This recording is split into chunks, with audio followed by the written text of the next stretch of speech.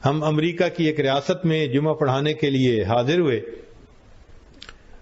تو وہاں امام صاحب سے تھوڑی دیر گفتگو ہوئی تو وہ کہنے لگے کہ جی مجھے ہر سنڈے کو جیل میں جا کر دین اسلام کی تبلیغ کرنے کا موقع ملتا ہے. تو ہم نے ان سے پوچھا جی آپ کوئی ہمیں اچھا واقعہ سنائیں. وہ کہنے لگے تھوڑی دیر میں تو بیان آپ کا شروع ہو جائے گا, میں آپ کو صرف ایک واقعہ سناتا ہوں, سنا دیجئے. کہنے لگے میں جیل میں گیا تو ایک آدمی تھا جو وہاں کا مقامی تھا, وہ جیل میں تھا بڑے عرصے سے. اس کو میں نے اسلام کے بارے میں بتایا, سمجھایا, اس نے کلمہ پڑھ لیا. تو میں نے اس کا نام علی رکھا اور اب اس کو میں نے دین سکھانا شروع کیا. طہارت کیا ہوتی ہے, فرض کیا ہوتے ہیں, نماز کیا ہوتی ہے, جو ضروریات دین تھیں وہ میں نے اس کو سکھانی شروع کی. تو وہ میرے بہت قریب ہو گیا. پھر میں 1 سال جاتا رہا تو وہ بالکل میرے ساتھ ایسے جیسے کوئی سگا بھائی ہوتا ہے, ایسے محبت کرنے لگ گیا. ایک دن بیٹھے ہوئے تھے, میں نے اس سے ایک کوسچن پوچھ لیا کہ علی بتاؤ اسلام لانے سے پہلے تمہارے احساسات کیا تھے اور اب اسلام لانے کے بعد تمہارے احساسات کیا ہیں؟ کہنے لگے جب میں نے یہ کوسچن کیا نا تو اس کی آنکھوں میں آنسو آ گئے. تو میں سوری کرنے لگا, پلیز اگر آپ ہرٹ ہوئے تو مجھے معاف کر دیں, کوئی ایسی بات میں نے کر دی. وہ کہنے لگا نہیں, بس آج میں اپنے دل کی بات آپ کے سامنے کھول دوں گا کہ اسلام لانے سے پہلے میں زانی تھا, شرابی تھا, مگر میں ایسا نفسیاتی مریض تھا کہ مجھے دوسرے بندوں کو قتل کر کے تڑپتا جب دیکھتا تھا تو مجھے مزہ آتا تھا. تو میں بے گناہوں کو قتل کرتا تھا اور جب ان کی لاش تڑپتی تھی تو میں اس کے گرد ناچتا تھا. ایسا جانور تھا, ظالم تھا. میں موقع کی تلاش میں رہتا تھا.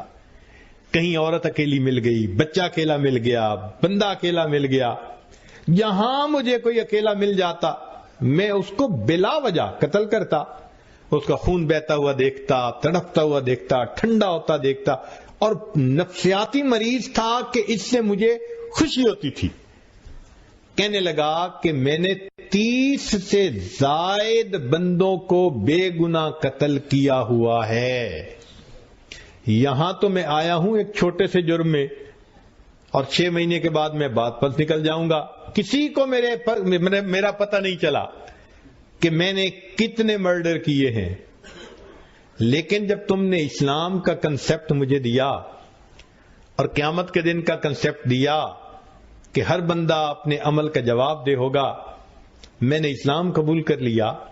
اب میں جب قیامت کے دن کے بارے میں سوچتا ہوں نا کہ میں اللہ کے سامنے پیش ہوں گا اور وہ مجھ سے پوچھیں گے کہ تم نے یہ ظلم کیوں کیا تھا, تو کہنے لگا کہ میرا دل ڈرتا ہے, خوف کھاتا ہے, اور اب میرا دل اتنا حساس ہو گیا ہے کہ جب مجھے ہفتے کے بعد کمرے سے نکالتے ہیں تھوڑی دیر کے لیے تو میں باہر قدم رکھتے ہوئے اس کا بھی خیال کرتا ہوں پاؤں کے نیچے کوئی چیونٹی بھی آ کے نہ مرنے پائے.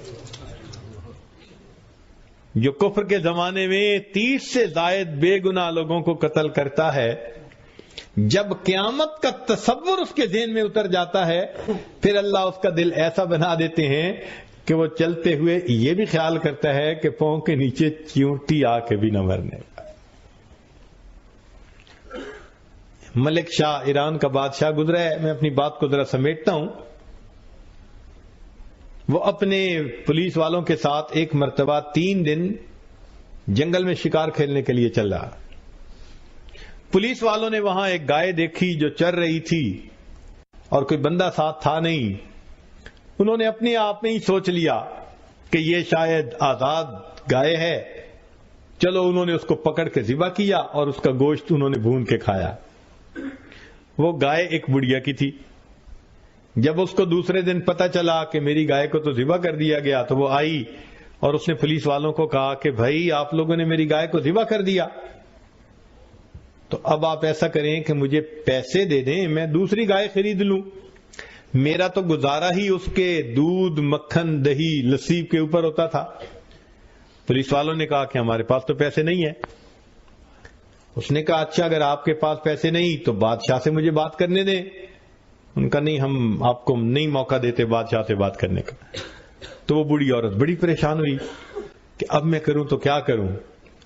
اس نے کسی کو اپنا دکھ سنایا، وہ سمجھدار آدمی تھا، اس نے کہا دیکھو بادشاہ نے 2 دن کے بعد واپس جانا ہے، اور واپسی میں ایک دریا ہے جس کے اوپر پل ہے، اس پل سے ہی اس نے گزرنا ہے، تم چلی جاؤ پل پہ بیٹھ جاؤ، جب بادشاہ کی سواری گزرنے لگے تو سواری کو روک کے بات سنا دینا، بادشاہ تمہیں گائے کے پیسے دے دے گا، اچھا بندہ ہے۔ لو جی بوڑھی اماں وہاں پہنچ گئی۔ جب تیسرے دن بادشاہ کی سواری وہاں سے گزرنے لگی تو بڑھیا اٹھی اور بادشاہ کے گھوڑے کی لگام اس نے پکڑ لی، کھڑا کر لیا۔ تو محمد شاہ نے پوچھا، ملک شاہ نے پوچھا کہ اماں میری سواری کیوں روکی ہے؟